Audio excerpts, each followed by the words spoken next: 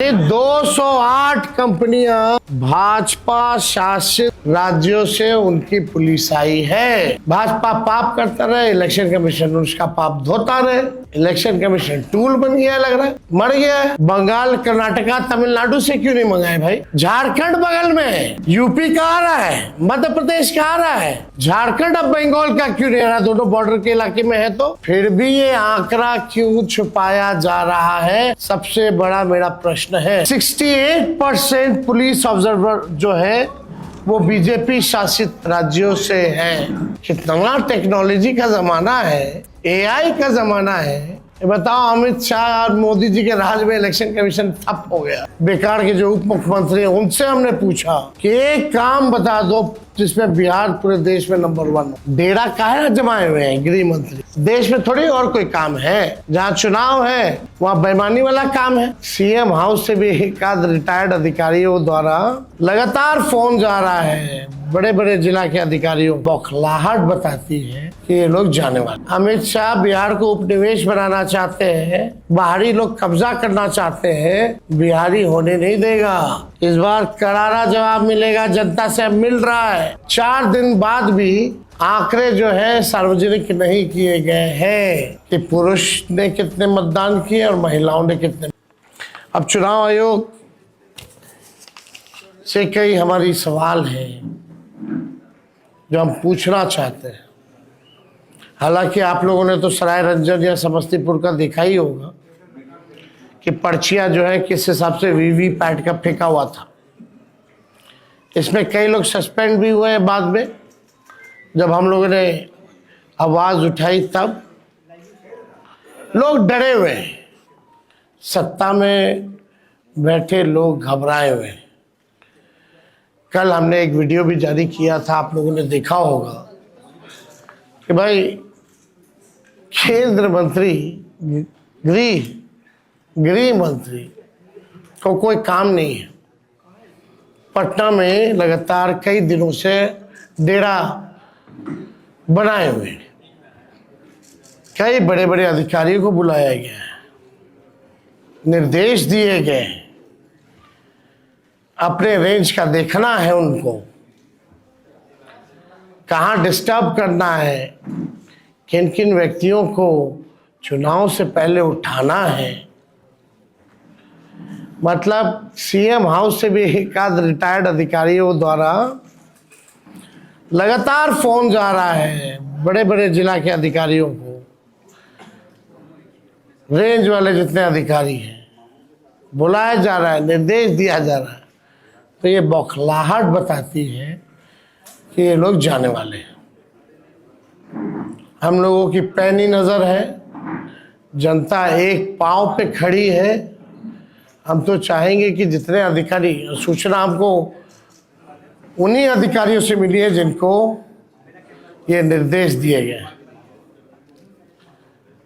तो हम तो कहना चाहते भाई, जनता एक पांव पे खड़ी है। संविधान का जिन लोगों ने शपथ लिया है, न्यायपूर्ण काम करें, दबाव में ना करें, वरना इस बार जनता जो है मुंह तोड़ जवाब देगी। सब लोगों की नज़र है अधिकारियों पर, प्रशासन पर। जनता सजग है, सब लोगों पर जो है नजर डाली हुई है। बात अब देखिए, इलेक्शन कमीशन पहला चरण का मतदान कब हुआ? 6 नवंबर को। आज हम बैठ के पीसी कर रहे हैं 10 नवंबर को। 4 दिन बाद भी आंकड़े जो है सार्वजनिक नहीं किए गए हैं कि पुरुष ने कितने मतदान किए और महिलाओं ने कितने मतदान किए।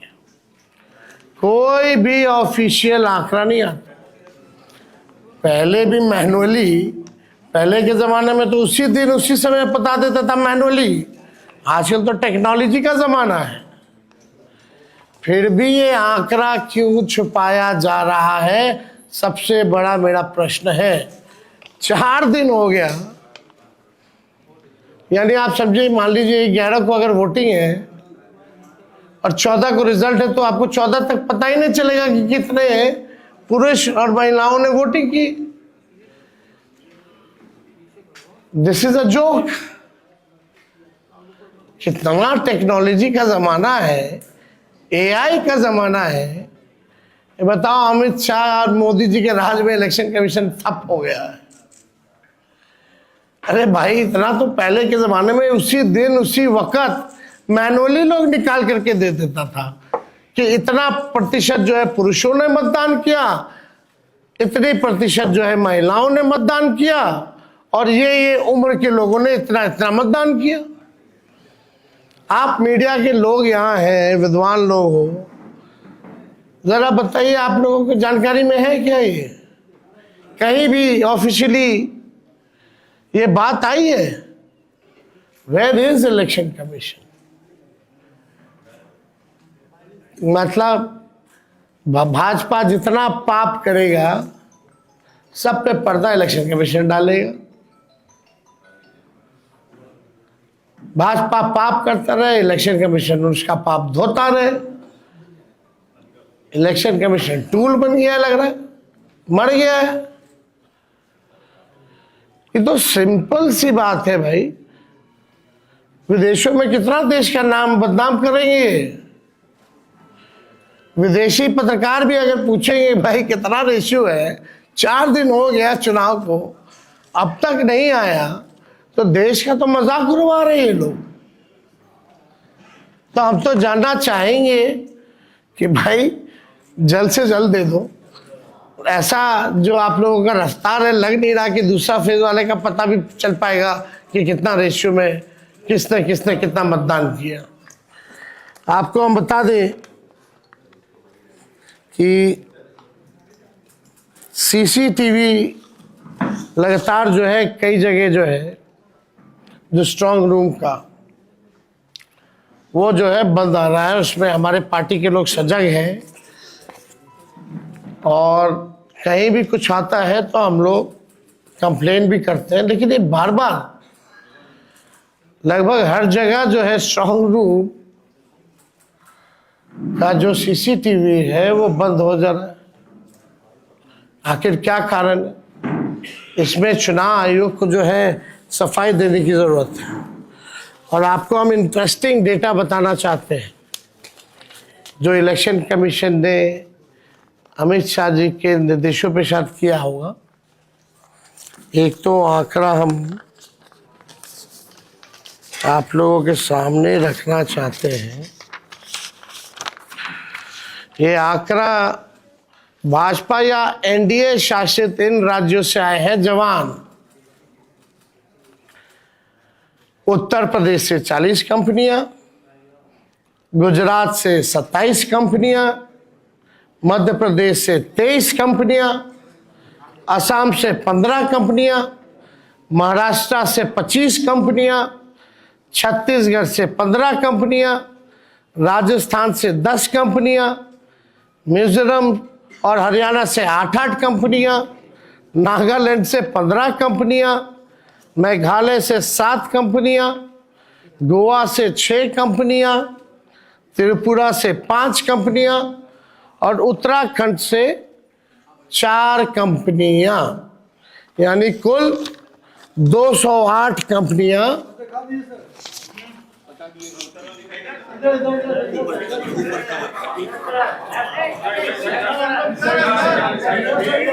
अल्लाह।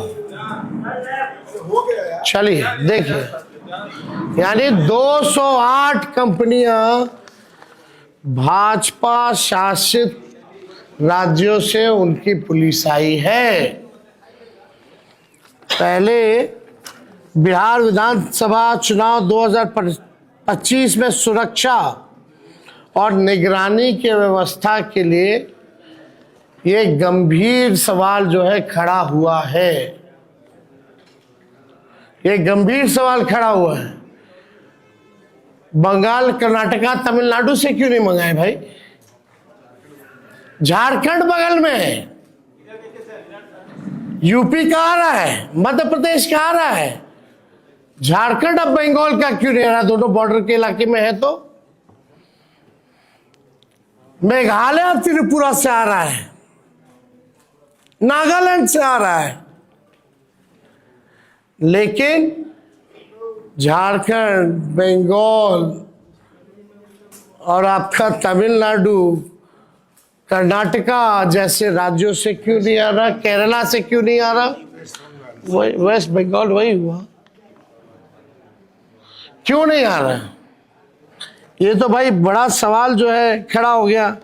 पुलिस ऑब्जर्वर में तो मतलब आप कहीं तो जो असंतुलन है, ये जो भी 243 विधानसभा में 68% पुलिस ऑब्जर्वर बीजेपी शासित राज्यों से, आप समझ जाइए 68% पुलिस ऑब्जर्वर जो है वो बीजेपी शासित राज्यों से है। पहले ये जितने भी लोग होते थे वो CAPF यानी सेंट्रल केंद्रीय अर्धसैनिक बल के जो लोग होते थे उनको लगाया जाता था ताकि निष्पक्ष जो है ऑब्जर्विंग जो है वो हो।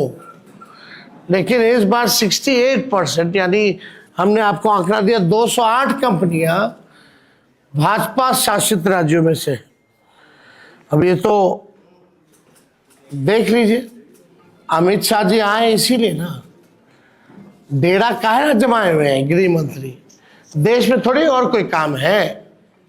जहां चुनाव है वहां बेईमानी वाला काम है, पूरा धन बल छल कपट सब लगा रहे, कोई चीज का कमी नहीं छोड़ रहे। लेकिन फिर भी ये अमित शाह बिहार को उपनिवेश बनाना चाहते हैं, बाहरी लोग कब्जा करना चाहते हैं, बिहारी होने नहीं देगा। इस बार करारा जवाब मिलेगा, जनता से मिल रहा है। ये लोग बौखलाहट में इस तरह का काम कर रहे हैं क्योंकि इनको पता है कि लोग जो है जाने वाले हैं। अब सवाल देखिए, मोदी शाह जी ने बिहार को जितना बदनाम किया, जो बात बिहार के बारे में बोल रहे हैं, क्या वो गुजरात के बारे में ऐसा बोल सकते हैं? गुजरात में क्या क्या बातें करेंगे, वो फैक्ट्री की बात करेंगे, उद्योग की बात करेंगे, और यहाँ अगर उनकी पूरी भाषा पूरा वाक्य देखिएगा या शब्दों का चयन देखिएगा तो नेगेटिव, नकारात्मक। मतलब हम लोग भी चाह रहे थे कि भाई प्रधानमंत्री जी आ रहे हैं, इतना सभा किए हैं ऑफिशियली अनऑफिशियली, कम से कम एक रोड मैप, एक विजन तो बता दो प्रधानमंत्री जी कि आप अगला 5 साल बिहार को कैसे आगे बढ़ाइएगा। 11 साल तो बढ़ा नहीं पाए प्रधानमंत्री रहते हुए।